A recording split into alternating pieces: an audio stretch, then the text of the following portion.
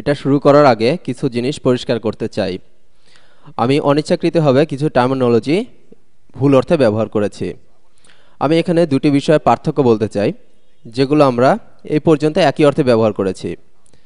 এখন যেহেতু আমরা ভোল্টেজ বা বিভব সম্পর্কে জানতে চাচ্ছি, আমার মনে হয় এদের মধ্যে পার্থক্যটা জানা দরকার।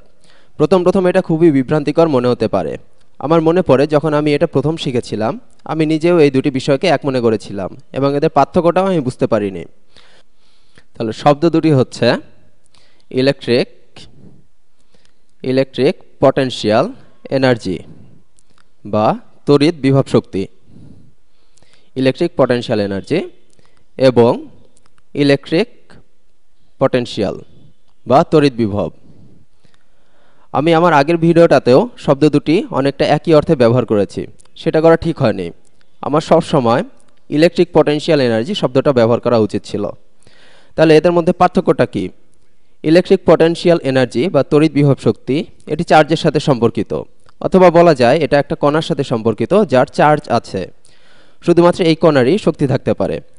অন্যদিকে ইলেকট্রিক পটেনশিয়াল বা তড়িৎ বিভব এটি অবস্থানের সাথে সম্পর্কিত।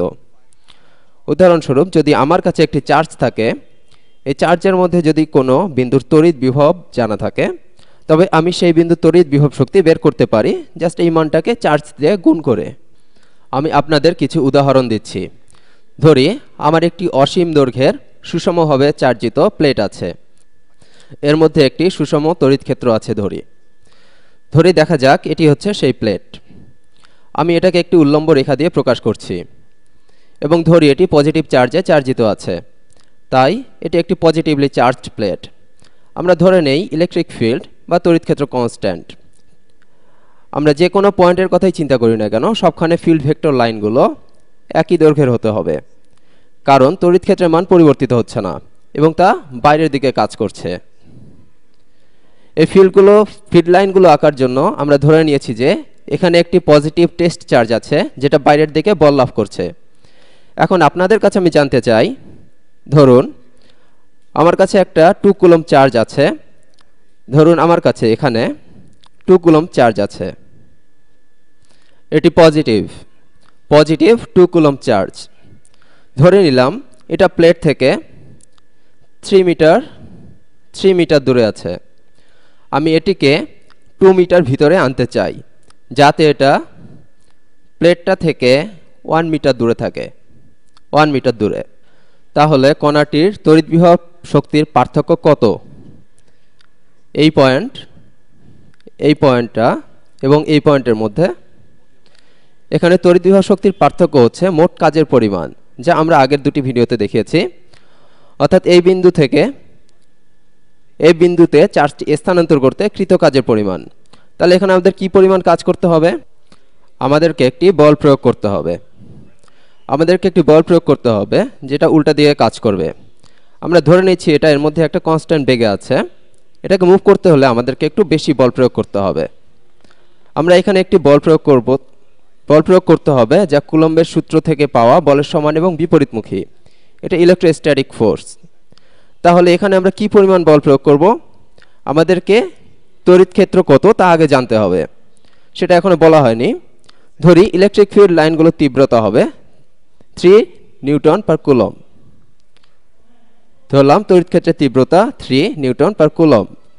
তাহলে যে কোনো বিন্দুতে এই ইলেকট্রিক ফিল্ড এই কণার উপর কত বল প্রয়োগ করবে?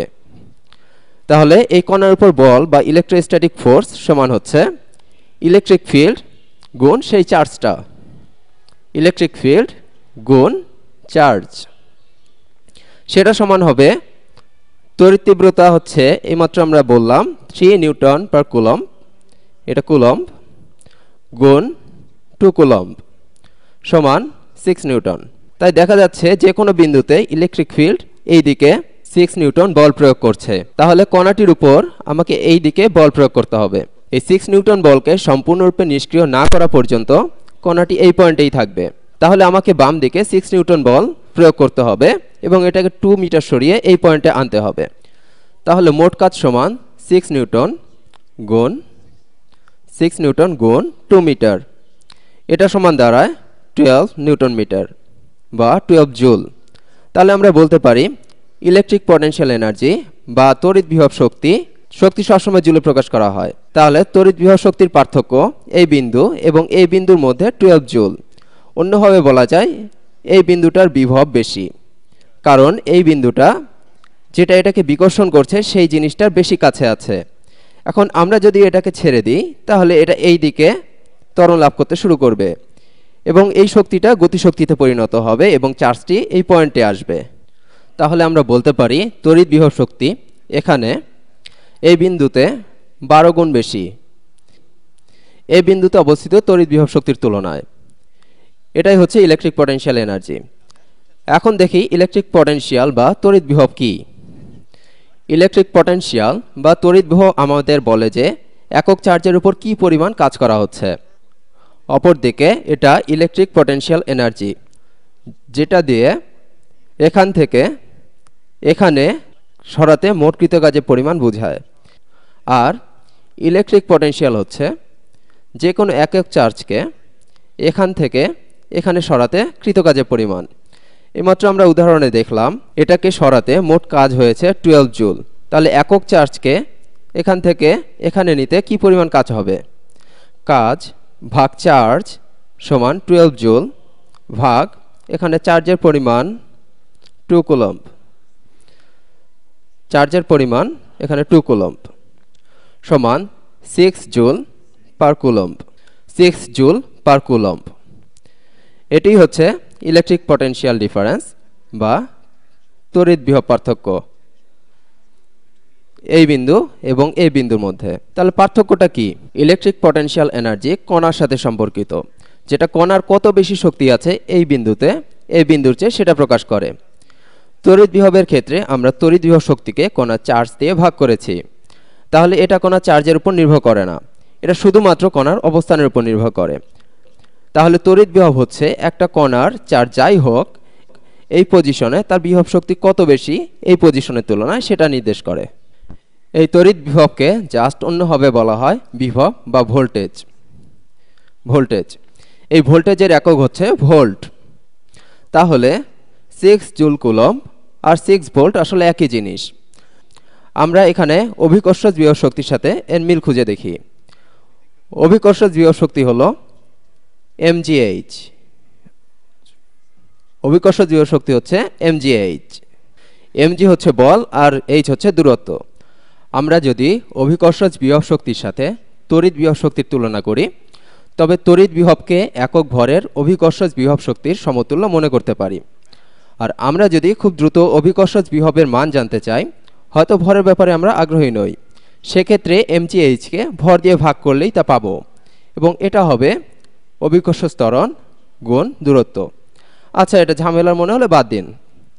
তাহলে ভোল্টেজের সুবিধাটা কি? একটি চার্জ বড় বা ছোট, পজিটিভ বা নেগেটিভ যাই হোক না কেন, ভোল্টেজ হলো ইলেকট্রিক পটেনশিয়াল এনার্জির পার্থক্যটা যদি চার্জটাকে দুটি ভিন্ন বিন্দুতে রাখা হয়।